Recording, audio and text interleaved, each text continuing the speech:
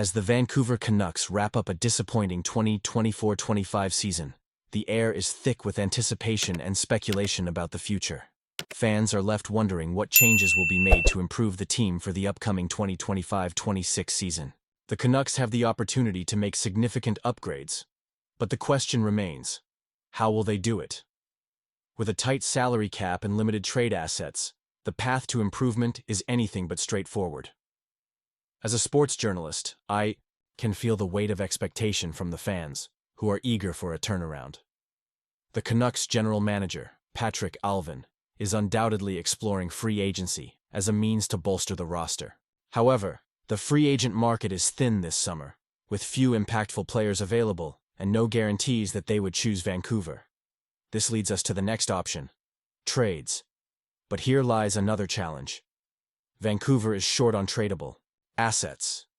The team has few regular players they would be willing to part with, and the consensus among fans and media is that trading top prospects like Tom Willander and Jonathan Lekkerimaki would be a mistake.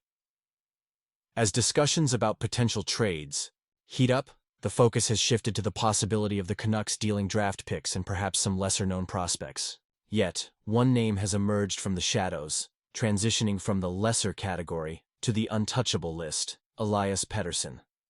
Once considered a potential trade chip, Pettersson has proven himself to be a valuable asset that the Canucks cannot afford to lose. Pettersson recently played his 23rd NHL game, marking a significant milestone in his young career. While his scoring numbers may not jump off the page, he recorded his first career goal against the Ducks and has 3 points this season. It's not just the stats that have caught the attention of fans and analysts alike. Pettersson's performance goes beyond mere numbers. It's about how he carries himself on the ice. Under the guidance of head coach Rick Toche, Pettersson has been given a manageable role, averaging just over 12 minutes of ice time per game. His advanced statistics, such as Corsi and expected goals, hover around the 50% mark, indicating that he is holding his own against tough competition. But what truly stands out is Pettersson's comfort level as an NHL player. He exudes confidence with the puck, and while his point production may not be prolific, his ability to control the game is invaluable. Pettersson has also shown a willingness to engage physically, drawing the ire of opponents on multiple occasions. This is often a challenging aspect for young defensemen, but Pettersson seems to have a natural talent for it. His skating, once considered a potential weakness, has proven to be a strength. Recently, he recorded the 4th fastest speed by a defenseman in the NHL this season, clocking in at an impressive 23.72 mph.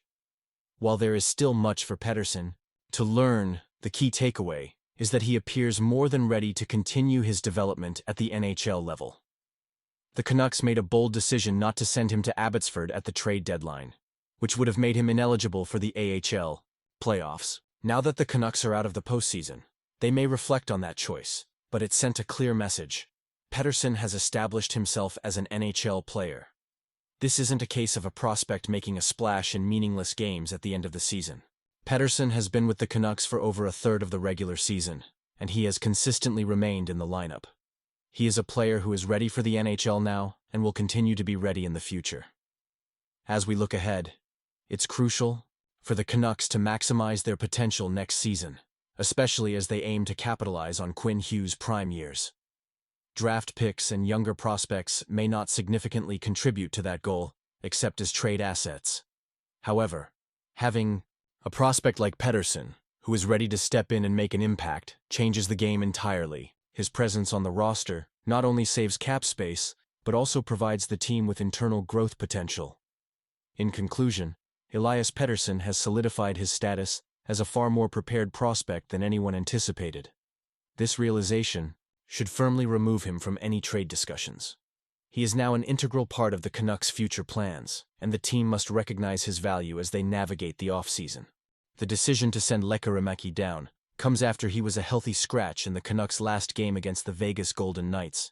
Head coach Rick Toche opted to bring back Nils Höglander, who made an immediate impact by scoring in his return.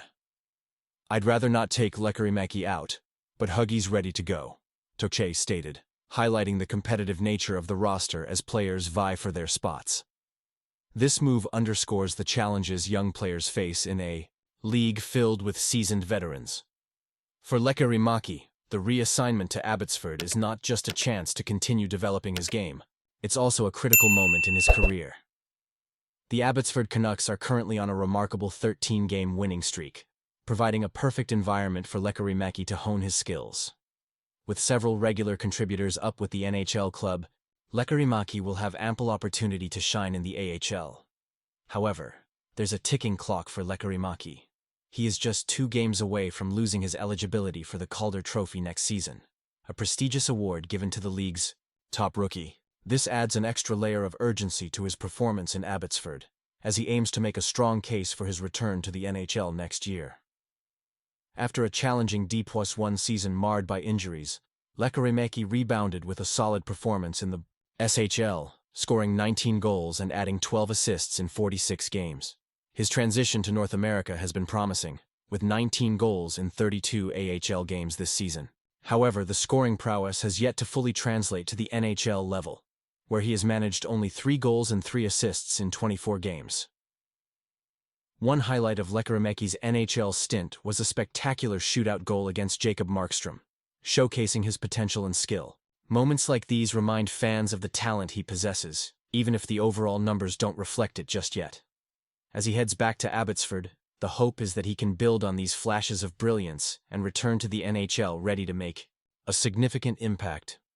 With only 5 games remaining on the Canucks' NHL schedule, this reassignment raises questions about Lekkerimaki's immediate future.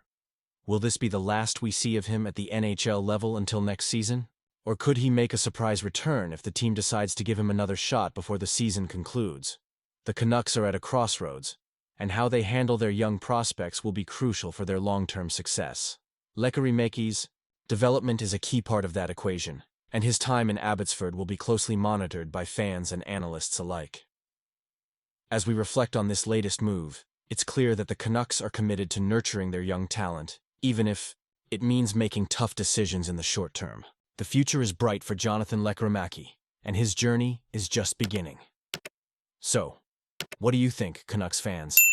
Is this the right move for Jonathan Lekkerimaki? And how do you see his future unfolding?